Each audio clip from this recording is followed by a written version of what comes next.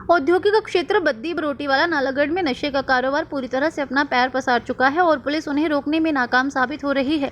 Police की ढीली कार्रवाई और युवाओं में डर न होने के चलते बद्दी में नशे के लेन देन के कारण एक युवक की मौत हो गई और वहीं एक युवक गंभीर रूप से घायल हो गया, जिस पर आज एसपी बद्दी द्वारा प्रेस कॉन्फ्रेंस कर ये जानकारी दी गई कि पंचकूला के 3 युवकों द्वारा बद्दी में ट्रक यूनियन के नजदीक गंजे की लेन देन और पैसों को लेकर युवकों के साथ कहासुनी हुई, जो कि इतनी बढ़ गई कि इस झड़प में एक युवक की मौत हो गई और वहीं एक युवक गंभीर रूप से घायल हो गया, जिसे उपचार के लिए पीजीआई रेफर कर दिया गया।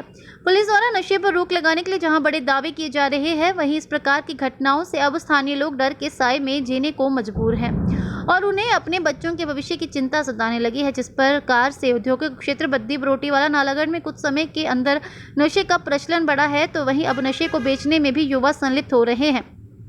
हैरानी की बात यह है कि पिछले कल दोपहर से सोशल मीडिया पर युवाओं के साथ हो रही मारपीट की वीडियो वायरल हो रही थी, पर पुलिस जब तक मौके पर पहुंची और युवाओं को मौके से उपचार के लिए बद्दी अस्पताल ले जाया गया, तो डॉक्टरों ने हरियाणा के पंचकूला निवासी राहुल को मृत घोषित कर दिया और दूसरे युवक लक्ष्मी, जो कि गंभीर रूप से घायल था, उसे उपचार के लिए पीजीआई चंडीगढ़ रेफर कर दिया, जबकि तीसरा युवक मौके से फरार हो गया। फिलहाल पुलिस ने भारतीय दंड संहिता के विभिन्न धाराओं के तहत मामला दर्ज कर आरोपियों की धड़कन शुरू कर दी है। वहीं एसपी बद्दी इल्म फिरोज ने प्रेस कॉन्फ्रेंस के दौरान कहा कि नशे के कारोबारियों को छोड़ा नहीं जाएगा, जल्द ही आरोपियों को गिरफ्तार कर लिया जाएगा। हिमाचल प्रस्तुत नालागढ़ से सुरेंद्र सिंह की रिपोर्ट। 207/2024 पुलिस स्टेशन बद्दी हत्या की घटना पर कल यानी 25 अगस्त 2024 एक दुखद घटना घटी, जिसमें एक व्यक्ति की मृत्यु हो गई और एक अन्य घायल हुए हैं, जिनको पीजीआई में उपचार किया जा रहा है। इसी संदर्भ में थाना बद्दी में भारतीय BNS भारतीय न्याय संहिता की धारा 103 और 3(5) के अंतर्गत मुकदमा दर्ज किया गया है। मृतक का नाम श्री राहुल रॉय है, इनके पिता का नाम श्री राजेश रॉय है। ये सेक्टर 12A मकान नंबर 119 पंचकूला के निवासी। इस संदर्भ में हम एक फुल प्रेस ब्रीफिंग भी अभी रिलीज़ करेंगे जी, ताकि माइन्यूट डिटेल्स ना रह जाएं। और घटनास्थल पर ही उनकी मृत्यु हो गई।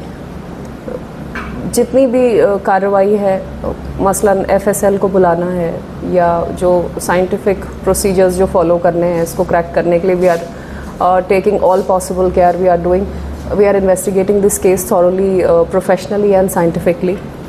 और प्रारंभिक जांच से जो सामने आया है वो ये है कि श्री राहुल रॉय मादक पदार्थ गांजा का भुगतान कर रहे थे और इसी दौरान पैसे के लेन देन को लेकर विवाद उत्पन्न हुआ। इस विवाद के कारण 2 पक्षों में झड़प हुई और फिर हिंसा हुई, जिसके बाद इनकी हत्या हो गई राहुल रॉय जी की। क्षेत्र में शांति और व्यवस्था बनाने के लिए अतिरिक्त पुलिस बल तैनात कर दिया गया है और मैं आप सभी को आश्वस्त करना चाहती हूँ कि इस केस की पूरी जांच प्रोफेशनली साइंटिफिकली हो रही है।